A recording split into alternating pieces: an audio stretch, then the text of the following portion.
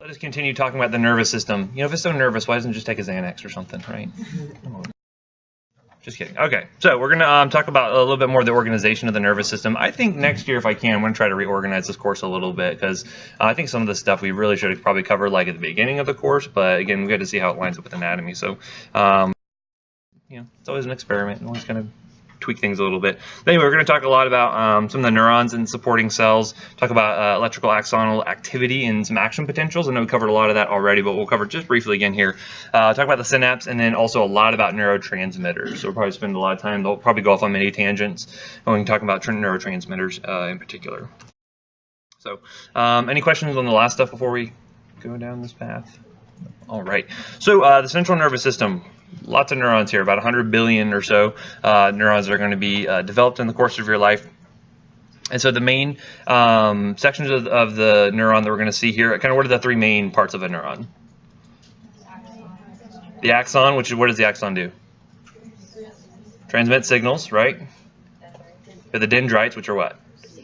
You're receiving signals, and then we got the soma, right? The soma of the body, that's going to be the main site where we have the nucleus and where we have all kinds of other stuff going on there. And so what you'll find is that, you know, there can have many, many connections that are going on. So oftentimes you're going to have far more connections coming into a neuron than you necessarily have leaving the neuron, right? So certainly you can see here all the different dendrites maybe getting lots of input signals from lots of different places within the brain, other places in the CNS, spinal cord, etc. And then as it travels, the signal travels down the axon. And kind of why is this important? We only send information kind of one way. Like, why don't we have like connections that go kind of both directions? That's a question, like, you know, it's like, why does that matter? But it actually does, because it helps us to form these circuits, right? So if we know that the axons are only going to be sending information one direction, we're not going to be receiving feedback from that direction, we can set up these very intricate kind of circuits, and you saw a lot of that with like those reflex pathways, looking at the muscular control and things like that. You know, the flow of information is really only going in one direction, even though you can have multiple inputs of information. The output is really only going to go in one direction in particular, which is good. Again, output though just a single axon, but there can certainly be different branches that can communicate with different nerves, and you can kind of see here how we have these synapses. We'll talk a lot about these, and then also the second order neurons, but they'll be connecting to the dendrites of other neurons at that point, right? But normally only going to pass forward in a forward direction. So we talked about the sensory parts of the nervous system. We talked a lot about the senses in the first section of the class. We talked a little bit about some of the feedback that goes into how we control our muscles when looking at different sensory inputs. But certainly a lot of this is going to be coming into the spinal cord. It's going to go up to the brainstem, the cerebellum, the thalamus, the cerebral cortex. All this information kind of gets fed back up through different portions of the brain. We saw how these interconnections can help us to, one, we can kind of like check and errors and things coming in, look to see how, you know, the motor picture that I imagine happening versus what actually is occurring. We can, you know, kind of do a little fact checking there to make sure things are lining up appropriately. All that comes back from a lot of the cutaneous and other types of sensory receptors we're going to have coming in. I've talked about the motor part very extensively. Again, we know that the main thing here is we're going to have skeletal muscle activation, smooth muscle activation. We'll talk a lot about that and how it's innervated with the autonomic nervous system, probably in the next section we cover. And then we'll also see a lot of secretion of like exocrine and endocrine glands. Those are still kind of motor functions, because most of that's going to be, you know, regulated through smooth muscle activity and whatnot. And so again, we're going to term all of those effectors. They get acted upon by this part of the nervous system, right? So the muscle can be the effector, the pancreas may be the effector, just depends on what you're talking about. And of course, looking at the levels of control, we know there's a lot of kind of subconscious control that goes on for a lot of these motor functions. So certainly within the spinal cord, certainly within the lower parts of the brain, you know, you can think about these kind of automatic, kind of intrinsic responses that we have, and then certainly the higher actions or the higher areas of the brain are going to be more relegated to kind of conscious control, making decisions about what we want to do. So again, just more of the cortex areas that will be responsible for those kind of deliberate type actions. Okay, so looking at the integrative function of the nervous system, again, so we know that we get lots of sensory inputs. Like, we're getting so much information being communicated to the brain, but how much of that are we really going to be actually ever aware of? Not much of it, right? So probably 99% of the sensory information that comes in gets just tossed out, right? So the feel of the shirt against your skin, You probably weren't aware of it till just now, unless you weren't listening, right? But a lot of that sensory information your brain doesn't really care about. It just throws it away, and it's not really ever used, not stored for any sort of thing, right? Or the pressure of the seat against your butt until you've been sitting here for 4 hours, in which case you may start to feel that, because those pain responses then at that point are important, right? So the brain's has a very good ability to be able to kind of discern what's important and what's not important in a lot of cases. And so that, other things like drowning out of sound. So if I drone on for 4 hours straight and you guys stopped hearing me, what I'm saying, a lot of that is just because you are relegating that as being unimportant information. Not the case, but it happens anyway, right? Versus if someone comes in the back room and starts yelling or something, right? You're automatically going to start picking up on those kind of big changes that occur there. So the information that is deemed important enough that our CNS should be paying attention to obviously gets stored as memory, and we can use that information for kind of future future occurrences. So if you get approached with the same type of sensory information, what do you do with that? And a lot of that is going to go back to the memory that you have stored of that. And so a lot of that storage again is going to occur in the cerebral cortex. We'll have a whole section just talking about kind of brain functions coming up here. But we'll talk a lot more about memory when we get to that portion.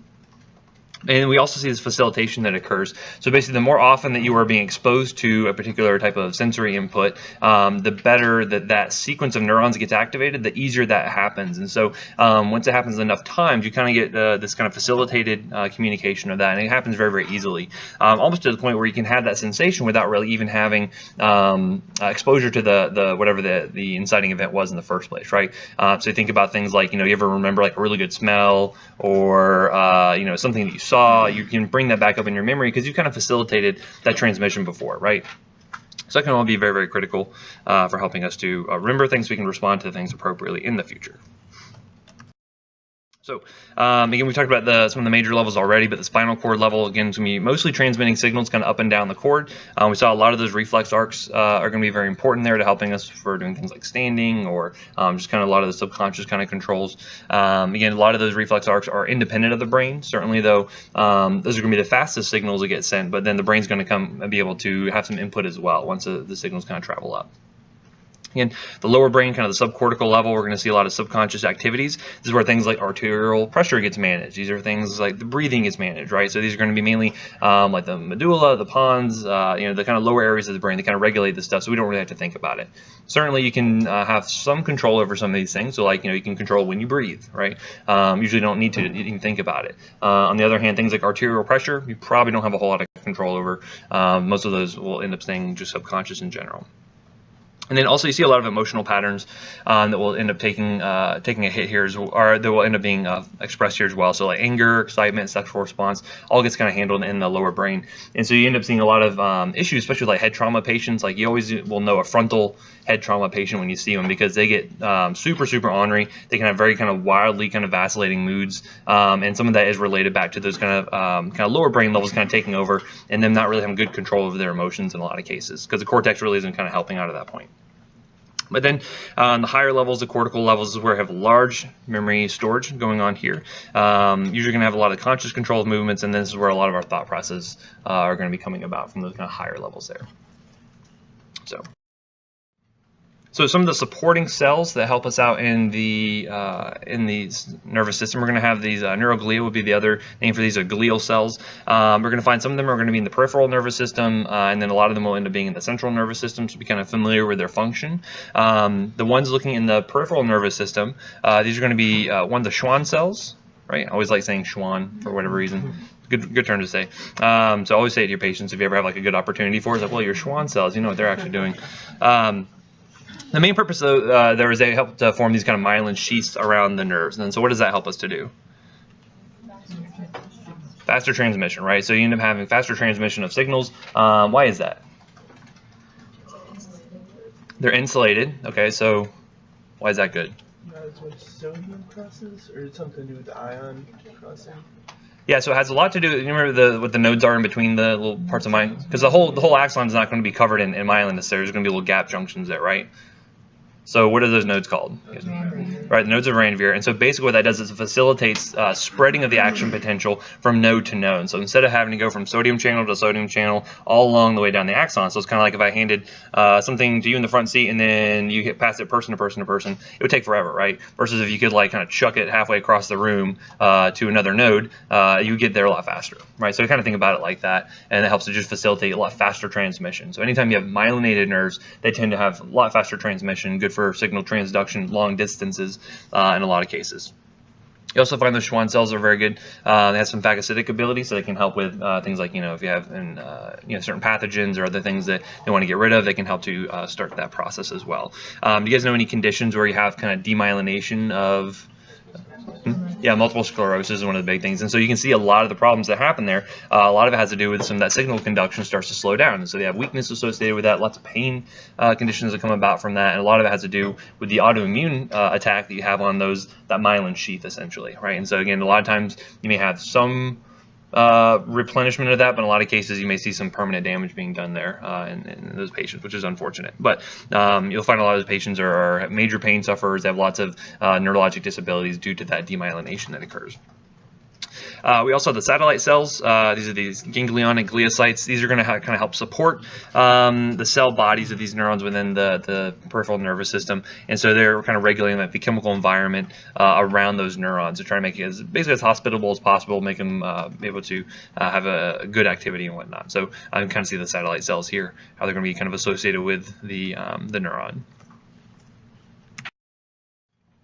Looking at the four types of cells, the four primary types of cells you're going to find within the central nervous system, you have these oligodendrocytes. These are going to perform the same or similar abilities as Schwann cells in the peripheral nervous system by forming these myelin sheaths around the axons for the CNS neurons. So again, kind of think about those being kind of analogous to one another.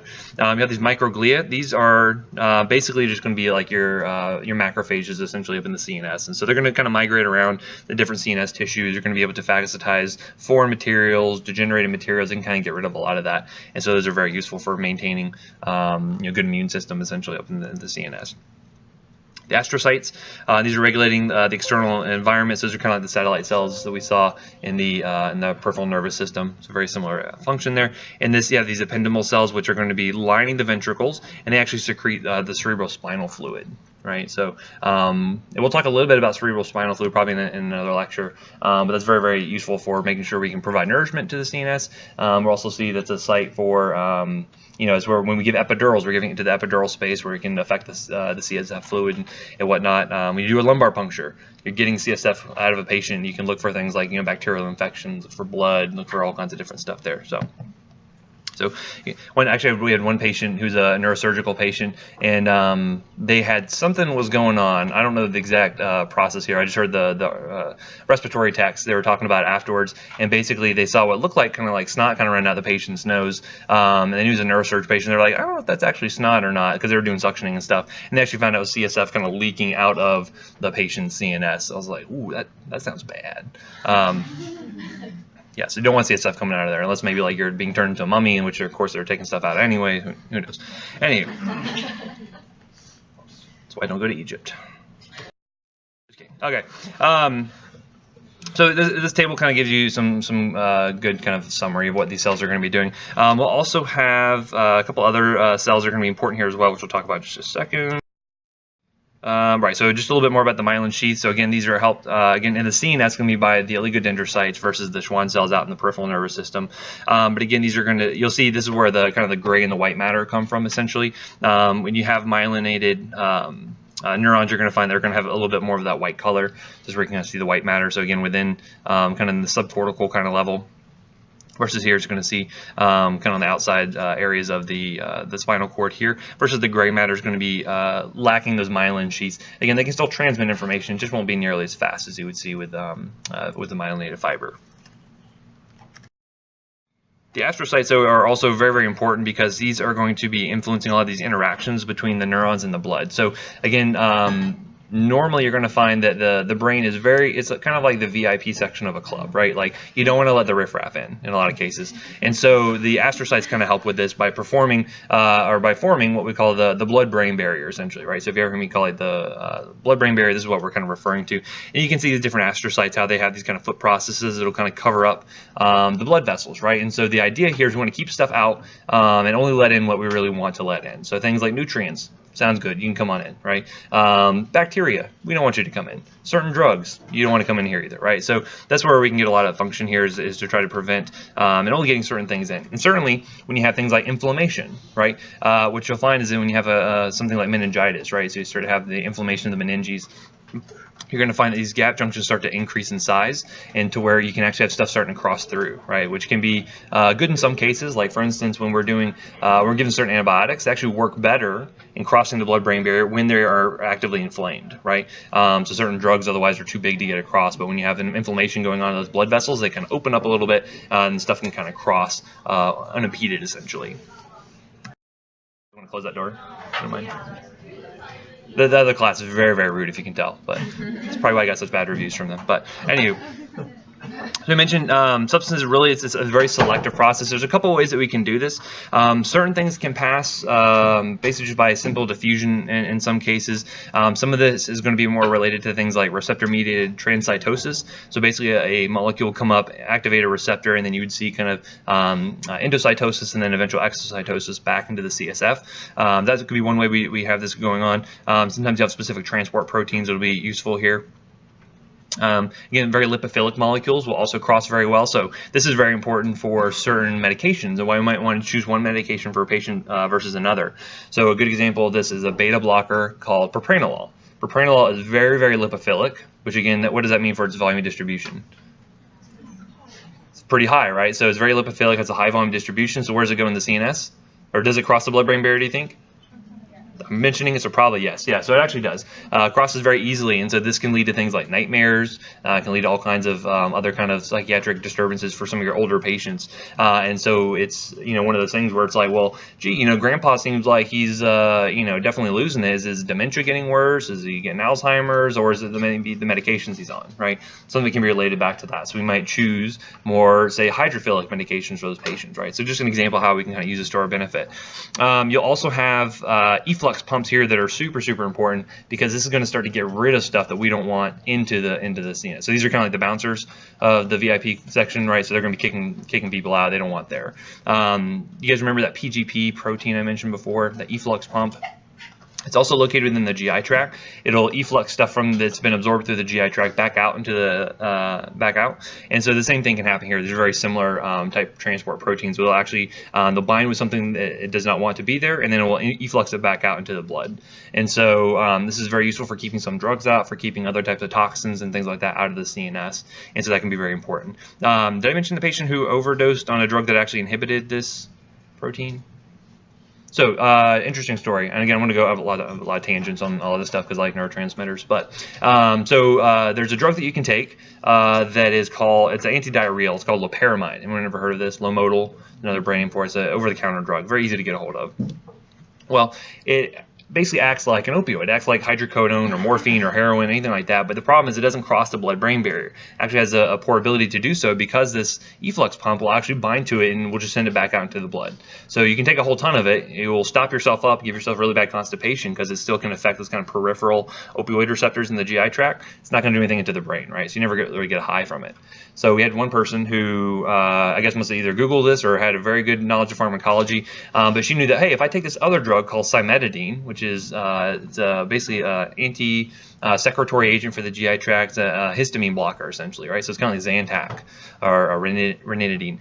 The problem with the cimetidine, though, is actually it blocks those kind of efflux transporters. It also blocks CYP3A4. I'll tell you many times never to use that drug. But essentially what she did is she took a whole ton of it to block the actions of these efflux pumps, and now all of a sudden, all of that loperamide was able to cross the blood-brain barrier, and she was able to get, presumably before she went into VTAC, had some sort of high from that, right? So we found her comatose either from the ventricular arrhythmias or from the drug effects. So she ended up coming in and being intubated. She went through an arrhythmia we call torsades due to QT prolongation. Is a whole thing. But yeah, so you'll find patients who will do lots of different things in order to try and achieve those kind of highs. This is one very not smart way to do so. But it was taking advantage of these kind of kinetics of these different proteins and looking at these drug interactions.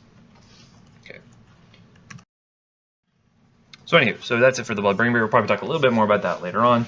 Anywho, but looking at the CNS synapses, we have already talked a lot about these in regards to the neuromuscular junction. And you guys remember what the neuromuscular junction, what those presynaptic neurons were releasing to activate the skeletal muscle?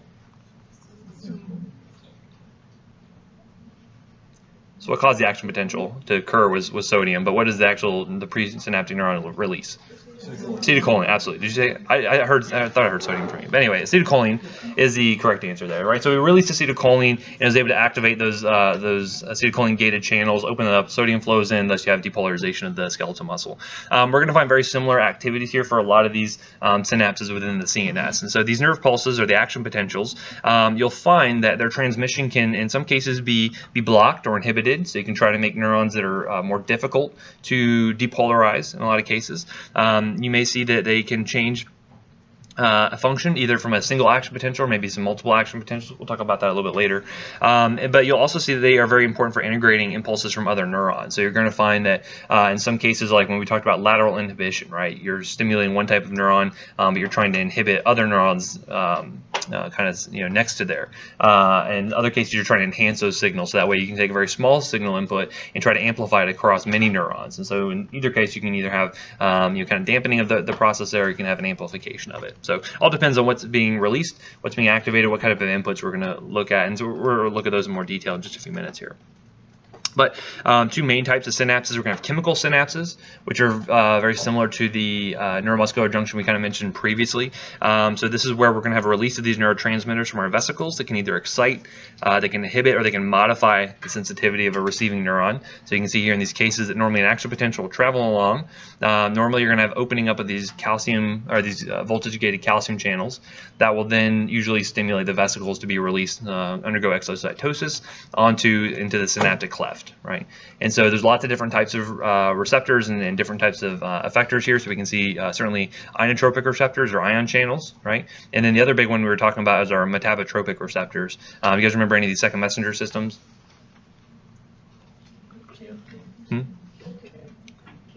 Yeah, it can't. So cyclic AMP, and that in some cases gets activated by G protein. Remember G proteins? Those are going to be important. We're going to talk about those a lot. But other types of secondary messenger systems, so like your G proteins, like looking at your IP3 pathways, looking at all kinds of different things. Sometimes tyrosine kinase receptors are going to be located here, so you can find lots of different receptor types, and then they'll all have whatever downstream effects that they're going to have. And we'll talk about specific neurotransmitters and what the effects are going to have on the CNS in just a few minutes here. But again, this should be just for one-way communication, should only be heading in one direction, because you'll notice that even though you're releasing the neurotransmitters from here, there's not a whole lot of feedback that comes about from that. There's a little bit, and I'll talk about autoreceptors in a few minutes. They're different than the transformers, right? Autobots, but they're autoreceptors. And so we'll see what those function in just a few minutes here. Again, one-way transmission, and we'll see that some of our most common neurotransmitters we're going to deal with include things like acetylcholine. We'll look at glutamate. You guys know what glutamate does by any chance? It's very excitatory, right? So our excitatory neurotransmitters should be stimulatory almost in all cases. Look at things like serotonin, GABA. What does serotonin do for us? It makes you happy, right? So if you have high serotonin levels, presumably you should be happy. It's not quite the whole story, but that is a good theory. What else can serotonin do for us? Do you guys know? Appetite, yeah, appetite can be a big one. Nausea, vomiting can be another big one. So we'll find lots of different uses for serotonin in a little bit. And then the other type of synapse you'll see most commonly are going to be the electrical synapses. And so basically these are going to just be through these kind of gap junctions. And this is just allowing for flow of sodium from one neuron to the next. And so in this case, you may see bidirectional transmission possible, but this is, in regards to the CNS, this is not the most common one. So you would see this more often in things like the myocardium, right? So we talked about the myocardium having those kind of gap junctions between one another that allowed for transmission of those signals. But again, if you remember with the myocardium that because it's possible to have kind of two-way transmission, that's when you have arrhythmias that pop up, especially if you have refractory periods that are being affected in different areas due to ischemia and all kinds of other issues that pop up there. But in general, the cytoplasms are being connected by these gap junctions. Sodium can flow in one direction or the other. Again, no neurotransmitters are actually being used in those cases. But the great majority of things we're going to talk about are going to be involving these kind of chemical synapses. Okay, so just looking at the anatomy of the neuron, we mentioned the soma, we mentioned that single axon is going to head out from here. What do you think are all these little green things? I know this is not the reproductive lecture. I know what it looks like. Yeah, there's going to be the presynaptic neurons that are going to come in, right? So these are kind of the axons from other neurons that are coming in and feeding in. So you'll look at, and you'll see that, you're going to find the majority of these connections, these incoming connections, are going to be on the dendrites. Some will happen on the soma as well, and this can be important depending on how the electrical signal is going to travel through the axon, or if it even makes it to the axon. So we'll look at that a little bit later. But in general, everything should be flowing to the soma and then heading out through the axon if a strong enough signal has been sent to actually activate that. So again, some of these are excitatory, some of them are going to be inhibitory based on the neurotransmitters we're going to look at in just a few minutes here. So again, mentioned the synaptic vessels will contain either the inhibitory or the excitatory substances. Usually the mitochondria, they're going to be there to produce ATP so that you can actually make new neurotransmitters in a lot of cases. So for instance, if you're adding acetyl-CoA plus choline, what do you get from that? You get acetylcholine, right? And that's going to be by this choline acetyltransferase, and that's going to require ATP in a lot of cases. So you need energy there in order to make your neurotransmitters. And then we mentioned the voltage-gated channels here. Usually you're going to allow calcium to come in. Again, usually calcium is going to be on a higher concentration on the outside of the cell versus on the inside, so you have calcium flow in. This is a passive process, but it requires that voltage there from an action potential to actually open up. And then we'll find that the more calcium channels that are open, the more release of these neurotransmitters, more release of the vesicles that we're going to be receiving there. So again, it's going to be only so much calcium can release so many vesicles, but as you increase that, you'll get more and more vesicle release there, which means more and more signal transmission. All right, so looking at the receptor proteins, you mentioned you can have gated ion channels. So certainly there are cation channels and there's anion channels. So cation channels are going to be primarily focused on influx of sodium. Yeah, sodium is going to be the biggest one, right? Certainly you're going to find some that are going to be very specific for sodium. Some channels are very not specific for certain cations. So it just so happens though that sodium happens to be the highest in concentration on the outside of the cell. So that is typically going to flow in most commonly. But certainly you can have potentially potassium, calcium channels that will allow potential influx depending on the situation. In general, these tend to be excitatory. So again, you're causing the potential, the voltage for the cell to go up, right? You're causing it to become more positive, which makes it more likely to have action potential, right? So, and you'll find that usually it requires more than just one input in order to actually stimulate an action potential. We'll look at why that is in a little bit later. But basically, like, you normally are going to have multiple signals that are coming in, all of which, hopefully most of which should be excitatory to cause an action potential. Otherwise, you can have inhibition that can occur. A lot of times, this is going to be through anion channels. So the anion channels are primarily going to be chloride channels. When they open up, chloride is the only things that are really going to flow through, mainly that being the primary anion out in the blood. And so this is going to be inhibitory, right? So as you allow more negatives to flow in, this is going to hyperpolarize that cell, make it more difficult to fire off an action potential, okay? And then we mentioned these metabotropic receptors. These are most often acting through different second messenger systems. Most of the time you'll find these linked up to G proteins, which can go on and activate things like adenylyl cyclase or guanylyl cyclase or other types of processes in order to get whatever cellular response you're looking for. In some cases, you may see that these will feed back by the second messenger systems to open up some of these ion channels, right? We mentioned that in some cases, you would have things like acetylcholine actually opening up potassium channels, right? Potassium efflux channels, and that would end up hyperpolarizing the cell and make it more difficult to have an action potential, right? So we remember those vagal effects on the heart working through that mechanism. That was all through G proteins essentially. So again, just be aware that there's lots of different second messenger processes that can happen. Some of it may be related to things like gene transcription or other cascades. Sometimes it's just opening up a receptor. I'm sorry, opening up a channel like this. You guys remember the G proteins, right?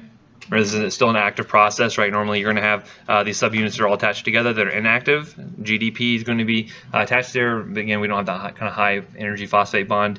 We don't have the third one yet. Once GTP gets added on, once the receptor is activated, then you can see additional activation of whatever downstream process, whether it be adenylate cyclase, whether it be opening up with something like the potassium channel. Lots of different things can happen from this point. You'll find that G proteins are probably going to be one of the most common ones you're going to run into.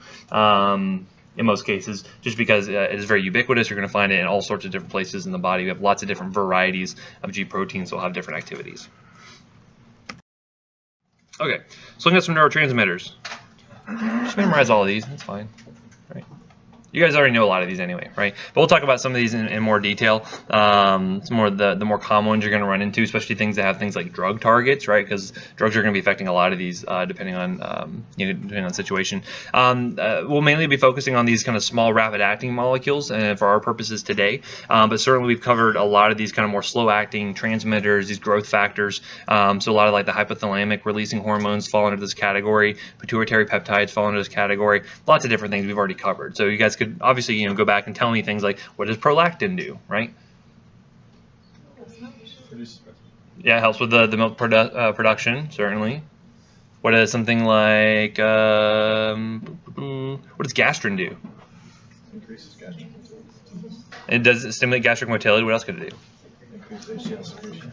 ACL secretion, absolutely right. So you guys already know a lot of these things, and so it's good to have an intrinsic kind of understanding for how these peptides are going to be working, because when you get into things like pharm, you get into CMS, like you're going to need to know what these are doing, because they either may be in an overabundance, or they may be inhibited, just depending on kind of what's going on with the disease state with the drugs we're dealing with. So having kind of an intrinsic understanding of what these do, very, very important, which is why we cover it so many times here.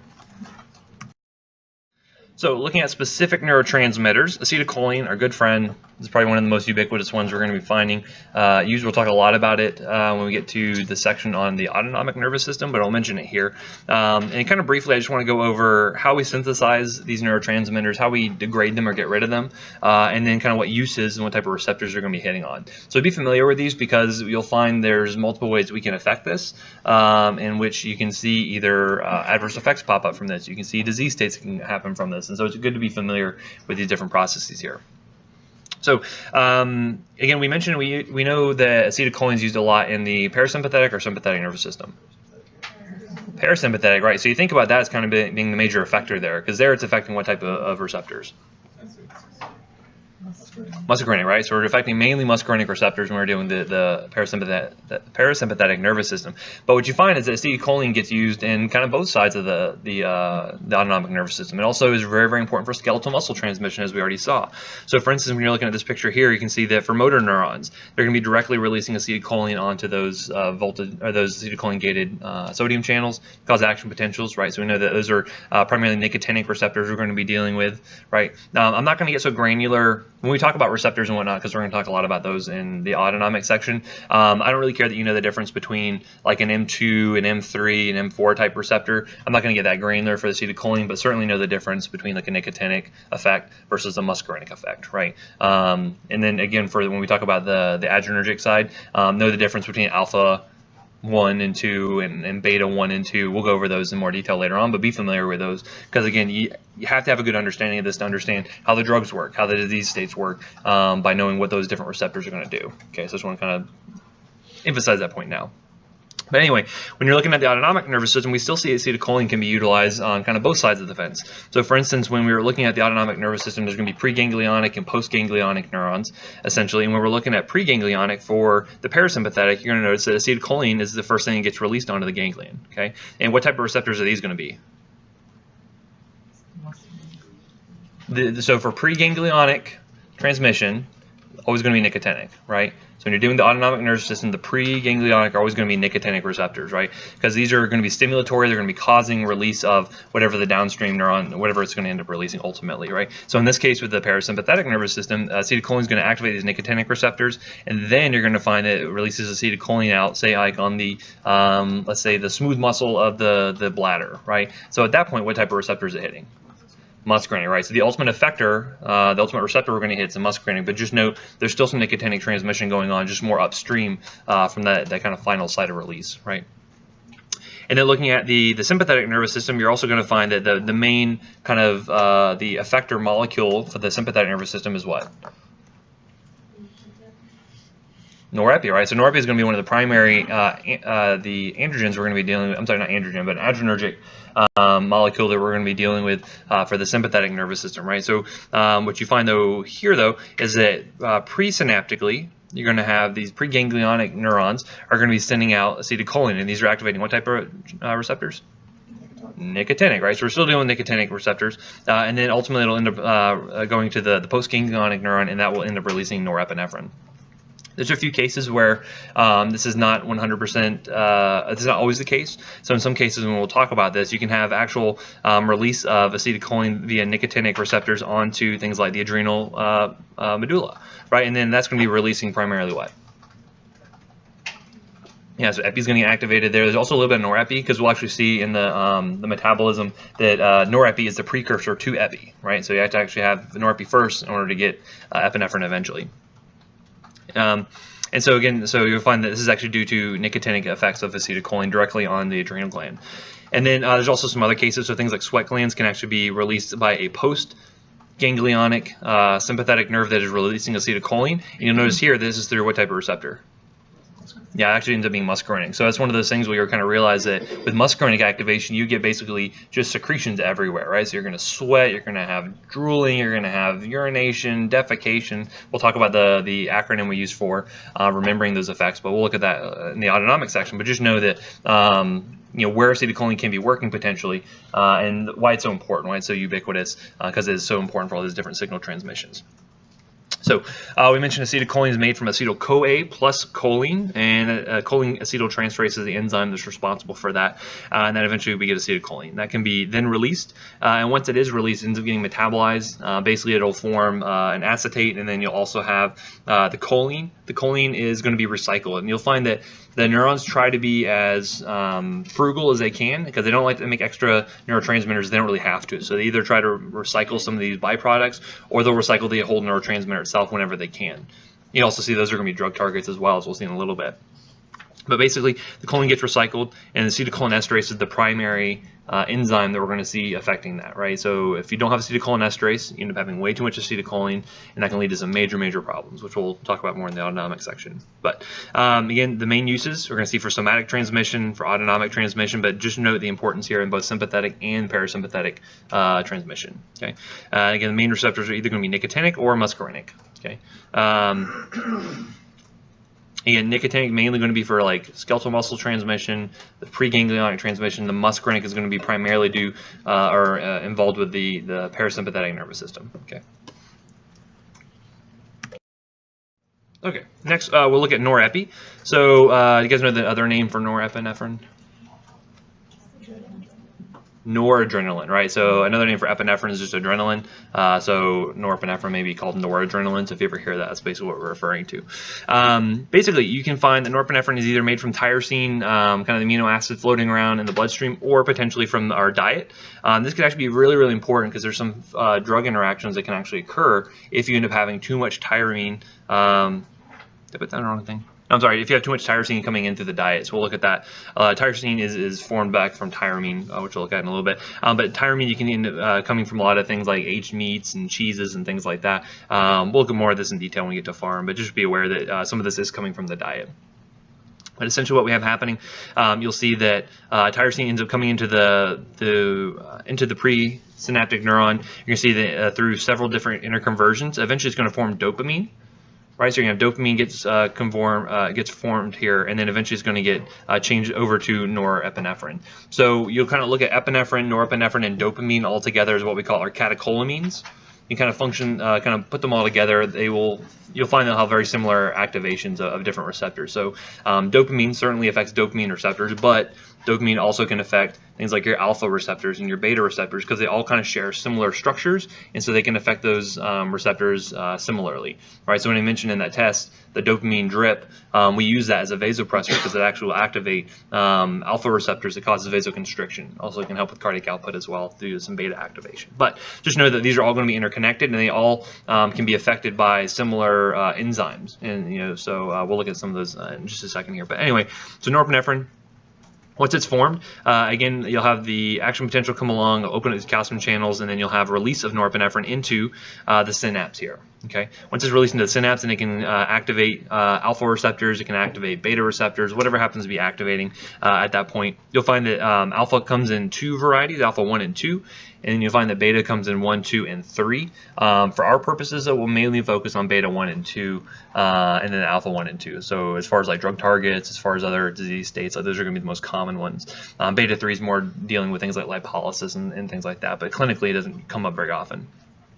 But regardless, you're going to find that a lot of the norepinephrine does not want to get degraded. It wants to be recycled. And I guess it doesn't really have any wants or wishes or anything like that, but it ends up getting recycled.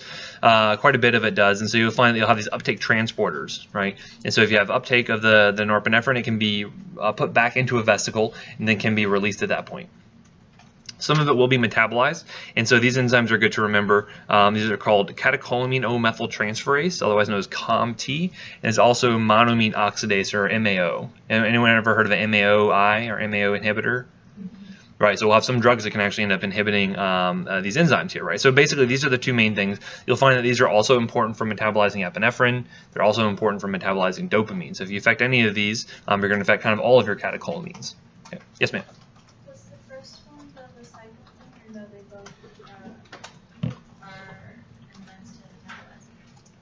These are both enzymes that metabolize it. They're specific norepinephrine reuptake transporters, right? So that's different from that. It's not really an enzyme necessarily. It's more of a transporter that will end up shuttling the norepinephrine back into the nerve, right? This is important because if you do things like if I inhibit any of these enzymes, what happens to the norepinephrine concentrations out in the synapse? It increases, right? So that can do things like have extra alpha activation or extra beta activation, which can do things like what would you expect the physiologic effects of that to be? Increase heart rate, absolutely, due to some of the beta effects. What else? Yeah, so it's the increased contractility in the heart. What does it do to the blood vessels? Should cause vasoconstriction, right? So one of the things you see is if you have a drug that actually inhibits monoamine oxidase, you'll have increased blood pressure, you'll have increased heart rate. So that's one way you can end up seeing kind of increased adrenergic effects from that standpoint. Also, what if you had a substance that could block the reuptake of norepinephrine? What would that do?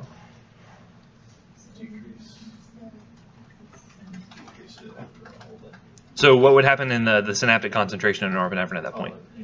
It should go up, right? So if I block the reuptake, and you guys know anything that can do that? So this is where a lot of your illicit substances come into play. This is stuff I like to talk about a lot. Not from personal use, just from the interesting people that like to use them. But cocaine is one of the big things that will actually block reuptake of norepinephrine, right? So norepinephrine, dopamine, epinephrine, they all get affected. And so cocaine basically can prevent the reuptake here, and you'll have an increased amount in the synapse. So if you see someone who's on cocaine, what would you expect them to look like? They're wide awake, pupils are dilated, heart rate's up, tachycardic, they're sweating, right? They feel great though, right? Feel great. A lot of that is due to blocking that reuptake, right? So there's lots of ways we can affect the system by changing the concentration of these neurotransmitters in the actual synapse, right? So either by metabolism, we can do it by affecting the reuptake. Lots of different things we can do here to change the concentration. And also, we're going to see certain antidepressants will work through this mechanism as well. They actually block reuptake of norepinephrine and will have increased effects here in the synapse, right? So we'll see some drugs that do that later on. In general, though, if you find norepinephrine being released in places like the brainstem or the hypothalamus, this generally is going to stimulate wakefulness. Generally, it's going to be excitatory in most cases, but certainly we can find in some places where activation of the adrenergic receptors will cause inhibition. So if you imagine like the bladder, right? So the bladder is causing inhibition of contraction of that detrusor muscle. So just realize that you can't blanket say that norepinephrine is stimulatory because it may not be stimulatory everywhere. Okay, it depends on the receptors you're hitting, depends on the tissues that you're hitting, as far as what kind of effects it's going to have. Okay, we'll talk about the receptors probably more in the autonomic section, but just know we have alpha 1 and 2, and we also have our beta receptors that are very important for its function. Now, one thing, how do you think? What do you think could be like a negative feedback mechanism to prevent the release of more norepinephrine? What do you think? How could the cell tell if it's releasing too much norepinephrine? Something on the postsynaptic cell? Not in this case. So there's got to be some kind of signal that tells the presynaptic neuron that says, hey, we've got too much norepinephrine being released here. Let's go ahead and stop releasing any more.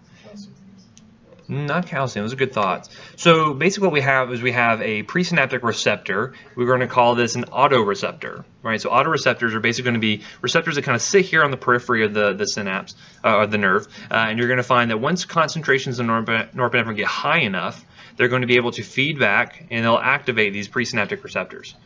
Once the nerve gets that signal that, hey, we got too much norepinephrine out here, that we have these receptors being activated, it will stop further release out. Okay, so in this case, for instance, alpha 2 is the autoreceptor for norepinephrine. And you don't have to remember that specific point for the test, but this will be important in pharmacology. But just know that autoreceptors exist for almost all of these neurotransmitters. Okay, basically what we end up seeing is that when you have that activation, it's a negative feedback loop, just like we've talked about previously, and prevents further release of those neurotransmitters. And so this can be very important. So for instance, if I had a drug that came and bound that alpha-2 receptor, what do you think that would do to the cardiovascular system? So if you bind the autoreceptor, it would do what to norepinephrine release? Should decrease it. And what will that do to heart rate? Decrease it. Should do what to blood pressure? Decrease it, right? So those are things that we can do basically from the CNS down to actually cause systemic-wide effects. And so we have a drug called clonidine that does that. And I think it was mentioned on the test, but that's an alpha-2 agonist that actually will go and hit those receptors, will cause decreased release of norepinephrine. So you can see, decrease in blood pressure, decrease in heart rate. So it can be very good as an antihypertensive in those cases, right? We use it for some other reasons too. But so just start to think about these things, think about these mechanisms and how we can affect them and what those effects are going to be, right? So the downstream effects of either, changing metabolism or changing the reuptake or changing those autoreceptors, things like that, what we can do to them to cause different effects. Any questions from the first half? All right, so everyone loves dopamine, right? This is a reward center pathway. This is where we get all of our addiction from. Dopamine's pretty good feeling, right?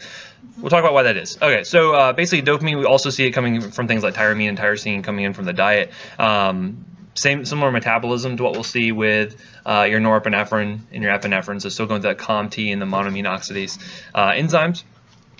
You'll see that the function, though, differs pretty greatly from norepinephrine. Right? Norepinephrine mainly going to be involved in a lot of our autonomic, our sympathetic nervous system. Here we see dopamine is going to be more secreted by this substantia nigra, and this is going to be involved in a couple different pathways. So things like the nigrostriatal path, this helps us to function in movement. This is that path that we saw when it was, if you destroy those neurons, one of the problems you end up getting from that is going to be difficulty in movement, right? This is where we get like Parkinson's from, right? So they have a hard time kind of initiating movement. They have that resting tremor, all those kind of different symptoms that come about from destruction of the dopaminergic neurons. You can also have the mesocortical pathway. So you can kind of see this pathway coming up here, go up to the frontal cortex. And so this is that reward pathway, right? So if you have a big juicy hamburger, if you have sex, if you gamble and you win, and all kinds of good things, all stimulate that same dopamine pathway, right? And so this is where a lot of our addiction comes from. This is where we see that drugs like amphetamines and cocaine and things that block that reuptake of things like dopamine all can lead to addiction, right? Because they're stimulating these pathways. You end up having a lot of dopamine being released in the mesocortical pathway, and then you're like, hey, the brain then wants that back, right? It likes that dopamine quite a bit, and so it's going to cause you to have behaviors and symptoms of addiction where you continue to go back and keep trying to do the same thing over and over again, despite the fact that you've lost all your life savings gambling, or the fact that you are now, injecting drugs into your bloodstream and possibly getting infections and all kinds of bad things because you're just looking for that dopamine squirt. Essentially, I like to refer to it as that. And then you also have this tuberoinfundibular pathway, and this actually outputs to the pituitary. So this is very important for prolactin, especially. So also have it's kind of the main thing there. And so you'll actually find that typically prolactin or dopamine actually will inhibit prolactin release. And so this is why when you have patients who are given drugs that block the effects of dopamine, you can actually end up seeing increased prolactin release, and you can see things like gynecomastia, right? So you can see like breast tissue development, especially in men, where you can see that. And so does anyone know what kind of major group of drugs that we use to block the effects of dopamine? Because we mentioned, like, with Parkinson's, like, you have a lack of dopamine. That's where you get to see those kind of issues come about. A lot of our antipsychotics. So I've tried most of them. We're pretty all right, but they block the actual effects of dopamine, and we can see that they will help with a lot of the symptoms of things like schizophrenia, where you're having these kind of like these positive symptoms, like you're having hallucinations and things like that. So we'll look at those in pharm and see how that actually can affect by blocking dopamine, some of the other downstream effects that we're going to have by affecting things like your that infundibular pathway and whatnot. Yes. No, no question. All right. So we'll see that the primary receptors, there's other dopamine receptors that are out there. Primary ones we're going to deal with are going to be like D1 and D2. I don't know if anyone liked D2 better than D1, but you know, go Mighty Ducks, right? But basically, both of these are going to be affecting your G proteins. Most of them will be stimulating, either stimulating adenylyl cyclase in D1's case, so it'd be more excitatory, versus D2 inhibiting adenylyl cyclase. So that's more, I'm sorry, this is more inhibitory. D1's going to be more excitatory, I should say. But very similar activities here. You're going to notice that when you release dopamine out into the synapse, you're going to have some of it be taken back up via this dopamine reuptake transporter. Again, things like cocaine, things like methamphetamine, things like that are all going to block reuptake here and will increase that concentration, which is why you end up seeing that reward pathway being activated. That's why you end up seeing that. Actually, what's interesting is we're actually dealing with some drugs that we're trying to utilize that will actually help with things like addiction or things like with weight loss and whatnot, because we're trying to affect these dopamine transporters. So we'll look at that. There's a drug called bupropion or Wellbutrin. I don't know if anyone's ever heard of that one. It's classically antidepressant, but nowadays we're using it for things like nicotine addiction. We're starting to use it for weight loss. We're starting to use it for all kinds of different things because of the dopamine effects that it has, especially on that mesocortical pathway. But regardless, a lot of it will be reuptaken, put back into a vesicle. Some of it will be metabolized at COMT and monoamine oxidase.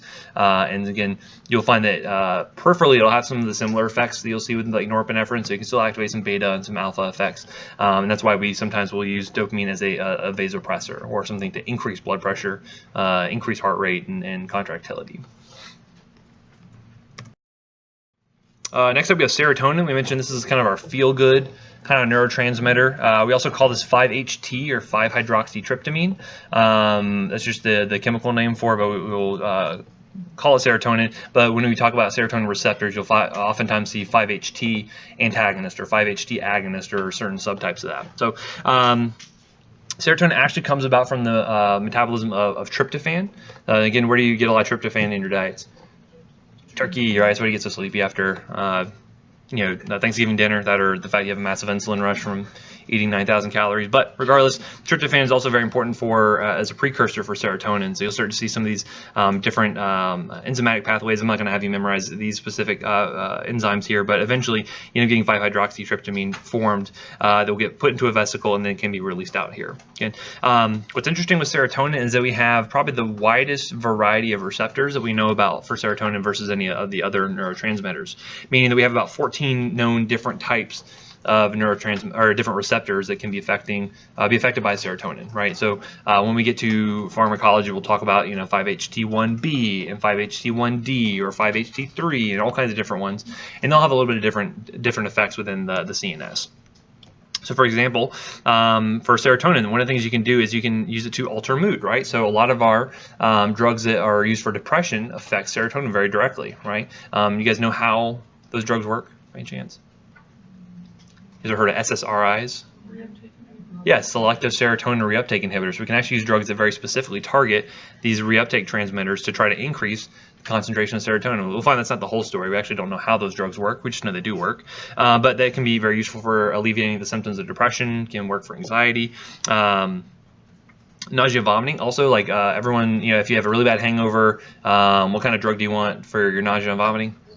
Zofran, right? So Zofran is actually a serotonin antagonist, right? So Zofran, not that you guys ever get hungover and never need anything like that. You guys are all very responsible, I'm very sure. But by blocking some of the effects of serotonin, you can actually end up inhibiting what we call the chemoreceptor trigger zone, or the big place in the brain where we have a lot of which can stimulate nausea and vomiting. So it's a big group of drugs we use, especially in the ER. We use this drug like is water, and I've been a proponent. We have slushy machine over at Nemours for the PTD, right? So that way we kids are doing PO challenges for them, like they prefer slushy over water, right? So we'll give them a slushy, and I kind of said, let's just put the Zofran in the slushy, and then that way they're dealing, two birds with one stone. They didn't go for it though. So, but also cerebral blood flow can be affected by serotonin as well. So when someone has migraines, a lot of times it's related to too much cerebral blood flow. You have basically the vessels are too wide open, a lot of blood flow coming through, causing that kind of increased pressure and pain. And so we can give drugs that actually will inhibit that effect, and will actually, by activating some of these serotonin receptors, will cause vasoconstriction. And so you'll see that serotonin can be very useful for migraine treatment. So if you ever heard of like Imitrex or sumatriptan, like that is a 5-HT1B and 1D agonist that will actually constrict the cerebral blood vessels, right? But you can also see some other problems with that, because you can see patients that have coronary heart disease, like they can also have vasoconstriction. So there's other problems that come about from kind of monkeying with these receptors. But regardless, lots of different receptor types out there. They all have different effects, essentially, and we'll kind of cover those more specifically, especially when we get to pharmacology. You can kind of notice here some of these are ion channels. Some of these are going to be G protein related. You notice here that here's that IP3 DAG pathway that can be activated here. So it just depends on the type of receptor you're going to deal with, right? Does anyone know a particular type of amphetamine that affects serotonin predominantly? You guys ever heard of MDMA? What's another name for that? Ecstasy. You may hear it also called Molly. You know, there's lots of different names for it. I'm hoping one day I'm going to say that, and they're going to be like, "Oh, old man, we don't call it that anymore." Not quite there yet. I'm getting close, but anyway, so that's actually one of the interesting things you see with it's called methylene dioxymethamphetamine, or MDMA, is it actually has a preferential effect on serotonin. So one of the things, like, I don't know if anyone's ever seen anyone on ecstasy. You don't have to out yourself. But what is someone who's on ecstasy? What do they kind of act like as opposed to someone who's like on cocaine? They're very lovey, yeah. They're really lovey-dovey. They just want to hug you, and they're having a great time. And that's a lot of it has to do with those serotonin effects. By increasing that serotonin levels, they can actually end up causing, it's very kind of we call it inactogenic, and they just want to be touchy-feely and all. It's not actually necessarily sexual in nature. It's just they like to be around other people, right? So it's kind of interesting with a lot of these drugs. You can get a little bit of different flavors based on how they affect these different neurotransmitters, right? That's the main point there. Don't do ecstasy. It's real bad for you. Right? If you like your teeth, at least don't do it. Okay, next up, another very important neurotransmitter is going to be GABA, or gamma-aminobutyric acid. And so what's the main function of GABA? Inhibitory, shuts everything down. This is the brakes on the system, right? So when I give you, if you're having a seizure, which basically what is a seizure? Excessive CNS stimulation, right? You're having all these neurons that are all firing in a very kind of uncoordinated fashion, develop seizure. You have lots of different seizure subtypes, but the main thing I want to give you is a drug that makes GABA work better, right? Because we want to make sure we can pump the brakes on the system to be very inhibitory. And we can do that because of the fact that especially GABA-A is very important, because it actually opens up these chloride channels, right? So by opening up chloride channels, these anion channels, what does that do to the voltage of that receiving cell?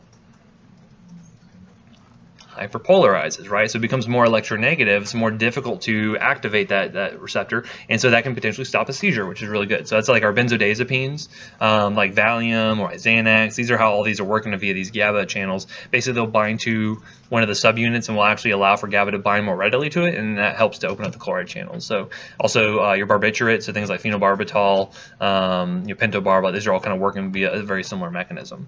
We also have some GABA-B channels. These are less important clinically, but certainly some drugs will still affect it. So these are mainly going to be through G protein related receptors that are going to be affecting cyclic AMP. We use this more for things like muscle spasms. A lot of your muscle relaxants and stuff work via this channel. But anyway, it's very ubiquitous across the CNS, because we need to have a way to inhibit these action potentials from occurring potentially, and so you'll find that a very high percentage of these neurons will be GABAergic neurons, right? So releasing GABA. They should be inhibitory. It's going to hyperpolarize those postsynaptic neurons and prevent further transmission.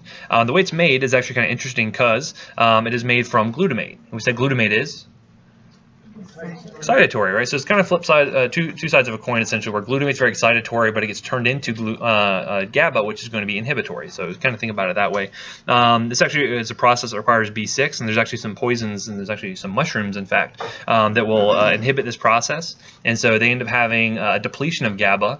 They have way too much glutamate sitting around, and then what do you think happens at that point? They seize. Yeah, they have like really bad intractable seizures because they just aren't making any GABA at that point. So lots of ways you can kind of monkey with this, but primarily glutamate gets turned into GABA. Vitamin B6 is necessary for that process to occur, and then eventually gets metabolized by GABA transaminase. When we talk about our antiepileptics or anti-seizure meds, GABA is going to be a very important molecule there, and ways that we can affect that, and ways that we can affect the action potentials as well. So this will come back up with a vengeance for sure. All right, then on the flip side of GABA, we mentioned is going to be glutamate. Basically, this is going to be synthesized from glutamine, and then it will be metabolized by this glutamic acid decarboxylase, some of which will be turned into GABA eventually. And basically, you'll find this is very much an excitatory neurotransmitter. And actually, what you can see is that too much glutamate activity can actually be toxic to cells. It can initiate cellular death if you have too much activation here, and a lot of it has to do with things like opening up these calcium channels. Can lead to what we call excitotoxicity, essentially, where too much activation leads to cell death eventually. And so this is why in some cases we think that this has to do with Alzheimer's. Some of the neurons, especially due to that are affected by memory, we postulating that some of it is related to glutamate activity. So you'll find that we have certain anti-glutamate drugs that we'll use for those patients. But again, primarily it's going to be excitotoxic. And then the receptors here, there's kind of a wide range of them. We'll call this the NMDA receptor because I don't want to say the name, and I really don't want to say this name, so I'm just going to say AMPA, right? So those are going to be the kind of the primary ones. Clinically, though, and there's also some metabotropic receptors here, which you can see kind of at this point. Clinically, it's interesting because NMDA receptor antagonists are actually starting to get kind of a wide range of uses. So one of my favorite drugs is ketamine. Anyone know what we use ketamine for? Special K, right? What do we use it for? I don't use it for any. I give it to little kids. For therapeutic purposes. So it's an anesthetic, right? It's a dissociative anesthetic. Basically, by blocking NMDA effects, basically you cause what we call a dissociative anesthesia, where essentially the patient is not conscious. They are not there, even though they can have their eyes open, they have a good respiratory drive. It's a very good drug when patients have broken limbs that need to be reduced for reducing fractures. We use it a lot for those kids, right? Notoriously, it got its reputation for being a veterinary tranquilizer that was stolen, and it could be used for date rape and things like that. And so that's kind of the negative side of it. But we really like ketamine because it's very good as a sedative agent. But nowadays, we're actually using it for lots of different disease states where it's kind of an experimental fashion. But some people are trying to microdose ketamine and using it for things like PTSD or using it for certain intractable pain conditions or depression. Again, we don't know the full mechanisms for why that works, but in some cases we're finding some very good results from patients who, they've tried every other drug under the sun and they have just terrible pain. The ketamine, you get a couple of doses of that and they feel great, or their depression or PTSD is really like debilitating and they get a couple of doses of ketamine and then, they just feel awesome afterwards. And so it's really kind of an exciting thing, but glutamate is going to be one of those ones that we'll probably see more drugs and more therapies targeting that in the future. A couple other neurotransmitters you may see to some degree. So things like glycine. Glycine is going to be a primary one that gets secreted out into the spinal cord. Generally, this tends to be inhibitory. And you can actually find, you guys ever heard of strychnine? It's a poison. It's kind of an old school one. You don't see it very commonly nowadays, but this is actually a glycine antagonist. And so what you end up seeing is a lot of spinal cord effects. And so this is what we call a conscious seizures when you have strychnine poisoning. And basically all of the motor neurons and things like that in the spinal cord can be affected by this. So you see a lot of the activation of those muscles. It looks like kind of a grand mal seizure, but the CNS isn't really affected. And so they end up having, they're conscious, they're awake, and they just feel like, I can't stop moving, what the heck's going on? And so some of it can be related back to that. But glycine is very good at being an inhibitory neurotransmitter. Histamine, also very important. If you block the effects of histamine in the CNS, what happens? Is there any drugs or antihistamines? What they do? So think about like Benadryl. Benadryl being a H1 receptor antagonist. If you take Benadryl, what happens?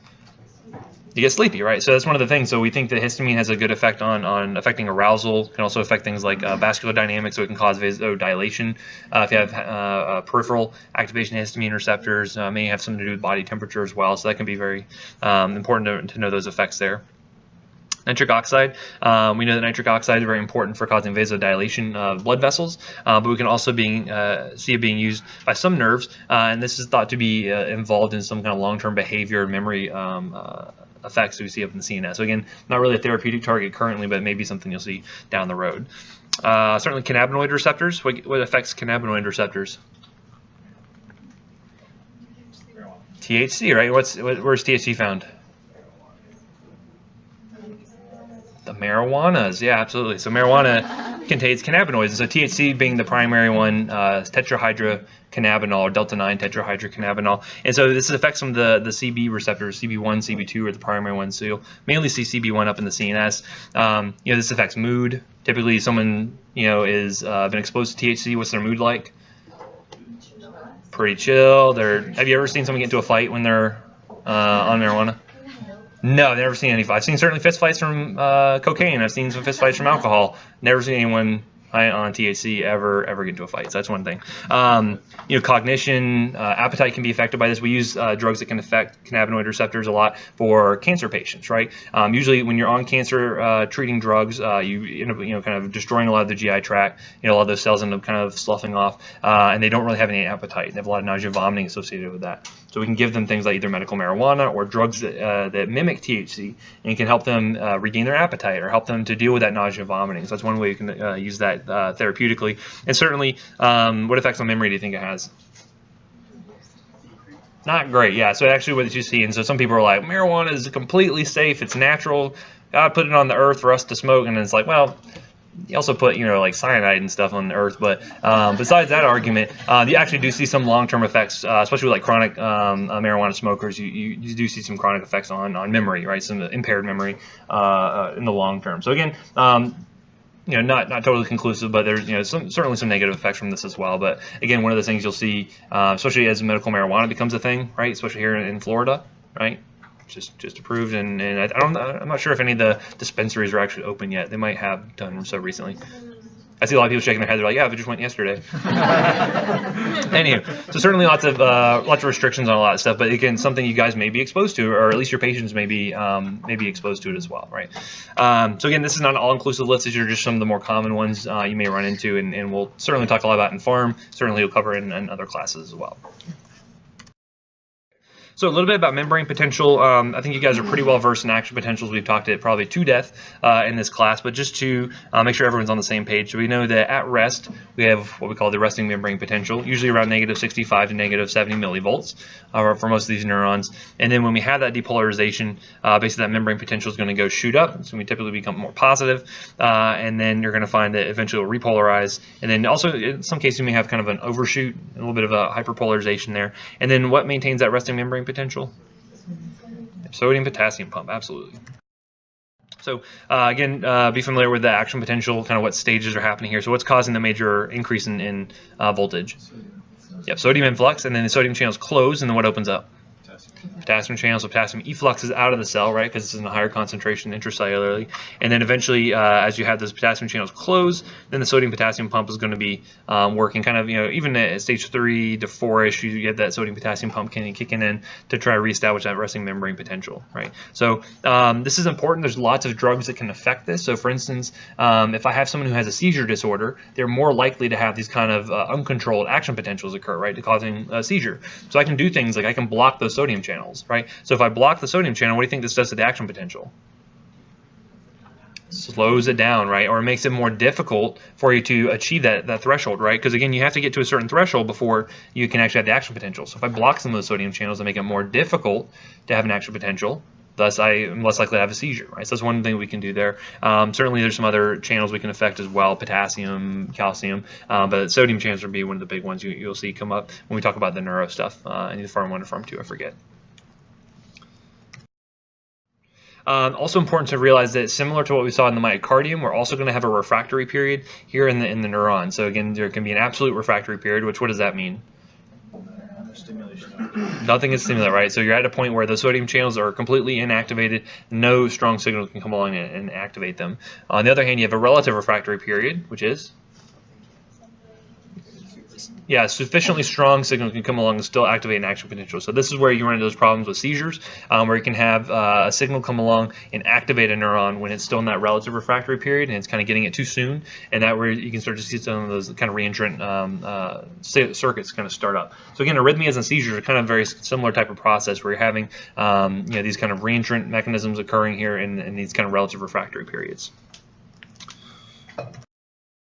Okay, so the reason why I wanted to catch us up on this point is to look at the effects of kind of synaptic excitation. So in some cases, it may be one-to-one. You have the strong signal come along from one neuron activating another one, but in a lot of cases, it's going to be more complicated than that. Because if you remember that picture where you saw all the incoming signals, some of them are excitatory, some of them are going to be inhibitory. And so the point is that you still need to get that neuron to the certain threshold in order for an action potential to occur. So we mentioned, around -65 should be kind of the resting membrane potential. And then if you were to get it up, say just, say 20 points higher, so go to maybe -45 millivolts, that's when you have the action potential that can happen. That's that threshold you have to achieve. And so again, that may be very difficult. You can sometimes have to see, dozens of neurons send in an excitatory transmission in order to actually have that occur. In some cases, it depends on what else is going on. So sometimes you can have other inhibitory factors that are coming in. There's a picture I'll show you in just a few minutes that will kind of illustrate that. But the other big thing to note is that when you have any kind of excitatory signal coming into the soma, that is able to transmit that voltage across the cell body very easily, right? So typically, if you were to increase the voltage, say up to here to 45 say on this part of the soma, it's going to be able to affect the rest of the soma as well. Okay. And so we'll look at some of the changes there. It can happen in just a little bit. And so this picture is kind of nice because it kind of shows you, like, okay, what if we had just 4 synapses firing? Like, what does that do to the resting membrane potential? You see, it's not really enough to really hit that threshold. Even if you had 8, it may not be enough in some cases, depending on what other factors are going on. But if you were to have, say, 16 action potentials come in to that and synapse onto that one neuron, that may be enough to actually increase get to the threshold to have an action potential occur, right? So sometimes it requires multiple neurons to make that happen. And so by having those multiple signals coming in, we call that summation, and that helps us to be more likely to have an action potential. You can either have spatial summation, which is going to be kind of multiple inputs from different neurons, so kind of multiple synapses all firing at the same time, or you can have more of a temporal effect where you're basically having the same synapse firing successively multiple times, and that can raise up the membrane potential enough to eventually get to that threshold, right? So kind of 2 varieties there. So basically what you can see is on this nerve here, we have the axon. Over on this section, we have the body here, and then the dendrites. And so you notice the E's are going to be excitatory synapses, the I's are going to be inhibitory. And so you can notice that you can have an input signal here that will raise up the membrane potential, but as it starts to travel along, what do you notice about the electronegativity? Decreases, right? So there's a little bit of a leak that occurs as far as from things like potassium efflux. There's a little bit of trying to maintain that homeostasis. So you end up losing some of that. So you see that especially signals that are on the kind of the far sides of the dendrites are usually going to require much more of a strong input in order to actually cause the action potential to occur due to this kind of leak effect. Also, when you look here, you can see that you have excitatory inputs kind of coming in here, these dendrites, but then you notice these inhibitory cells, and these are going to synapse and cause the electronegativity to drop pretty low. So you're going to hyperpolarize this section of the dendrite, and then it's going to again eventually leak back to kind of baseline, and that would not be enough to cause an action potential. Okay. Even if you did have a strong enough signal coming in here to actually achieve that, say, -45 millivolts, if you have inhibitory synapses here right at the axon, that's enough to shut down pretty much anything, right? So if these are being highly active and you're reducing them and hyperpolarizing that part of the axon, it's going to be very difficult to send an action potential through here, right? So just be aware there's kind of different points where you can affect this process. Yes? Yeah, so you'll find most of them kind of affecting the dendrite. Some will be on the soma to a lesser degree, and then some will be on the axon.